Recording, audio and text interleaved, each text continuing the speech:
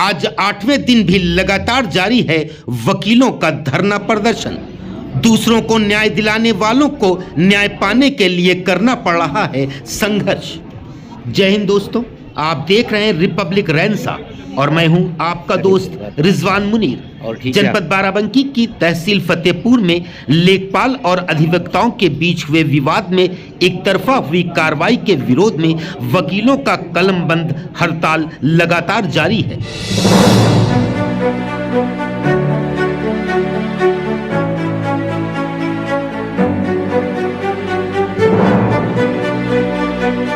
SDM साहब के कार्यालय के सामने ये तमाम अधिवक्ता कई दिनों से प्रदर्शन पर बैठे हुए हैं। आइए पता करते हैं क्या है वजह और क्या ऐसी मजबूरी हो गई है कि ये अपना काम धाम छोड़े यहाँ पर धरना प्रदर्शन किए हुए हैं। हमारे साथ में है बार एसोसिएशन के महामंत्री जी रामलाल वर्मा जी। तो वर्मा जी, कितने दिनों से आप लोग ये प्रदर्शन कर रहे हैं? 27/3/2025 से हमारा धरना चल रहा है। कलमबंद हड़ताल हम लोग किए हैं और हम लोगों की मांग है कि दोषी लेखपाल के विरुद्ध विभागीय जांच कराई जाए और हम लोगों की FIR दर्ज कराई जाए उनके विरुद्ध। अच्छा, मैं देख रहा हूँ कि गत वर्षों में कई बार आप लोगों को अलग अलग मुद्दों को लेकर ऐसे प्रदर्शन करने पड़े। तो अगर आप देखें एक रेशियो में जानना चाहता हूं कि जो आप लोग ने प्रदर्शन किए तो कितनी बातें आपकी मानी गई और कितने में आप सफल रहे, अगर उसका एक रेशियो देखा जाए तो कितना था? पिछली हमारी मांग रजिस्ट्री दफ्तर को लेकर की थी, उस पर हम लोग धरना बैठे थे, वो हमारी मान ली गई थी। अब ये दूसरा मामला है लेखपाल के विरुद्ध FIR दर्ज कराने का। हम ये सोचते हैं कि आज नहीं तो कल नहीं तो परसों मांग जरूर पूरी होगी। अभी तक कुछ आश्वासन मिले आप लोगों को, उम्मीद जगी, क्या क्या आश्वासन मिले और किन किन अधिकारियों से आपकी बात हुई? अब यहाँ SDM साहब से बार बार आश्वासन दिया जा रहा है और DM साहब से भी मिले और पुलिस कप्तान साहब से भी मिले। वे लोग आश्वासन दे रहे हैं लेकिन कार्रवाई कोई नहीं हो रही है। मैं एक बात और जानना चाहूंगा कि किन किन अधिवक्ता साथियों पर मुकदमा लिखा गया था और किन किन धाराओं के अंतर्गत? धाराएं तो हमको ध्यान नहीं है लेकिन 8-9 धाराएं लगी हुई हैं। मनोज कुमार मौर्य, रामलाल वर्मा, अशोक कुमार और प्रवीण कुमार पटेल 4 नामित थे और 12 अज्ञात के नाम से मुकदमा दर्ज है। अच्छा, क्या अवधेश जी, मैं जानना चाहूंगा कि कोई ऐसी धाराएं भी थी वकीलों पर जिसमें उन्हें अरेस्ट किया जा सकता हो? जी, इसमें जो है जैसे अर्जन उत्पीड़न वाला मामला था वो धारा लगी है और इसी में जो है कई धाराएं लगी हैं। सरकारी काम काज में बाधा उद्यान के 307 लगा है। नहीं, अब तो चेंज हो गया है BNS चेंज, लेकिन जो है हत्या का प्रयास के भी लगा है। ये सब गलत है, फर्जी है। यहाँ ये ऐसी घटना हुई नहीं कोई, तो वहाँ पे क्या हुआ जो है इससे पता नहीं क्या हुआ था। प्रशासनिक दबाव के चलते हम लोगों के साथ अन्याय किया जा रहा है। इतना नहीं हुआ था, हाँ, लेकिन ये है कि ये हाथापाई जरूर हुई। लेकिन जो है हाथापाई की भी वजह होती है कि एक तरफ से ताली नहीं बजती है।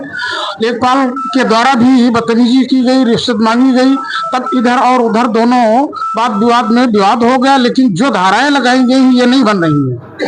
मतलब ये सिर्फ वाद विवाद का ही मसला नहीं बल्कि ये भ्रष्टाचार का मसला है। भ्रष्टाचार का पूरे तरह मामला है।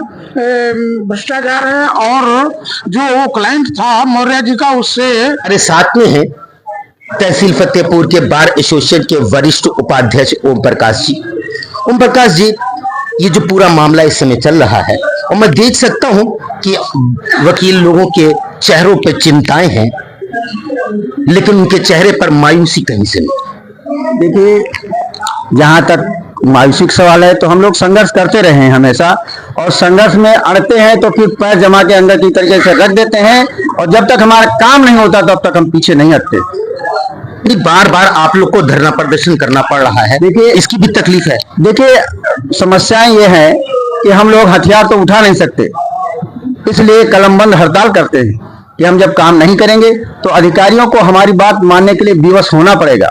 इसके पूर्व SDM राजेश कुमार विश्वकर्मा जी से कई बार मिले लेकिन उन्होंने झूठे आश्वासन दिए और हम लोग को गुमराह करते रहे। हमारे पदाधिकारीगण उनसे बार बार मिले लेकिन उन्होंने ये आश्वासन दिया कि आपका भी मुकदमा दर्ज होगा। CO साहब भी बैठे थे, कोतवाल साहब भी बैठे थे, ऐसे कौन सी मजबूरी आ गई कि हम लोगों के FIR नहीं लिखी गई? हम लोग जो एप्लीकेशन लिखते हैं, चाहे गरीब हो चाहे अमीर हो, उसकी एप्लीकेशन लिख ली जाती है, उसके FIR लिख ली जाती है।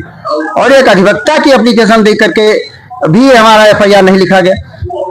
यदि आप लोगों की बात नहीं मानी जाती है और ये क्लास केस नहीं होता है, इन्हें दूसरी तरफ मुकदमा नहीं लिखा जाता है, तो बार एसोसिएशन का अगला कदम क्या होने वाला है? देखिए, हमारे बार एसोसिएशन के अध्यक्ष राजेंद्र प्रसाद वर्मा जी और उनके साथी राजीव नंद तिवारी जी, हरनाम सिंह जी 156(3) में मुकदमा डाल चुके हैं, जिसकी सुनवाई आज है। और मुझे उम्मीद ही नहीं, जज साहब से पूरी उम्मीद है कि हमारे लोगों के FIR लिखी जाएगी और उस पर कार्रवाई भ्रष्टाचार की लेखपाल के विरुद्ध होगी। और जब भ्रष्टाचार की कार्रवाई होगी तो जो SDM साहब मौजूदा हैं, इनको उस लेखपाल को सस्पेंड करना ही पड़ेगा, हर हाल में ये करना पड़ेगा। और जब तक ऐसा नहीं करते हैं तब तक हम लोग धरना प्रदर्शन जारी रखेंगे, अपनी बातें मनवाने के हमेशा तत्पर रहे हैं और तत्पर रहेंगे।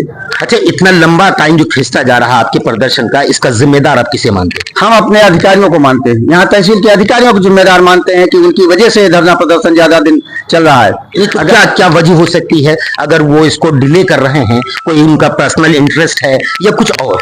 हम पर्सनल इंटरेस्ट तो नहीं मान सकते, लेकिन कुछ दबाव हो सकता है, अधिकारियों का दबाव हो सकता है, जिसकी वजह से उन्होंने ऐसा न किया हो।